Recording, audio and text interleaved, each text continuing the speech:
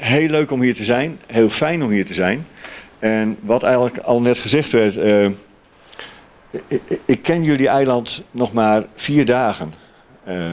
Dus wie ben ik om hier überhaupt jullie iets te gaan vertellen? Want jullie weten veel meer van het eiland. Wat dan misschien het aanhakingspunt moet zijn, is mijn ervaring op het gebied van sport en in sportorganisaties in de rest van de wereld.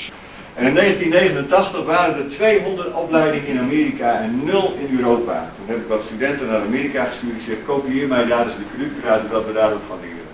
Nederland kende nog geen professioneel sportmanagement. Nederland kende geen professionele sportorganisaties. Er waren een paar voetbalclubs, een paar wielerclubs, maar de rest was allemaal amateur. En het was allemaal eigenlijk houtje-touwtje werk wat we eigenlijk daar deden.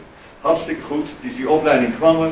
Mensen werden in die opleiding gezet. Joop Albeda, John, was een van de first students in sport management in Holland. Zo, dat was hartstikke mooi, gelijk een van de volleyballers erbij. En dat groeide ook in Europa. Ik ben 4 jaar voorzitter van de Europese Associatie voor Sportmanagement geweest. Dus in Europa werd het ook steeds meer. En je merkte ook dat eigenlijk al die organisaties aan het professionaliseren waren. En het mooie van mijn rol was dat ik eigenlijk heel Europa door kon reizen, bij al die federaties langs, bij al die sportbonden langs en die ook te helpen. Ik ben in Portugal geweest, heb ik alle sportbonden geholpen, in Italië, in Engeland, in Noorwegen, in Finland. En vervolgens ging het ook naar buiten Europa, dus ik kwam in Australië terecht, dat deed het weer heel anders, in Nieuw-Zeeland weer anders, in Zuid-Afrika deed het anders. En ik kwam zelfs in, en ik mag het bijna niet zeggen, maar in Rusland terecht, waar ik voor Dynamo Moskou en Zenit Sint-Petersburg gekke dingen gedaan heb.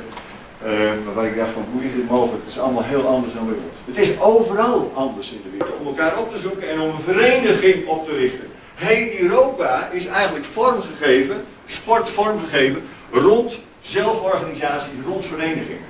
We moeten op zoek naar een cultuur van samenwerken, elkaar de hand toespelen, elkaar respecteren en daar elkaar af en toe een schop onder de kont te geven, maar te zeggen over wij kunnen als Bonaire ook voorop staan. En voorop lopen. En daar gaan we trots op zijn.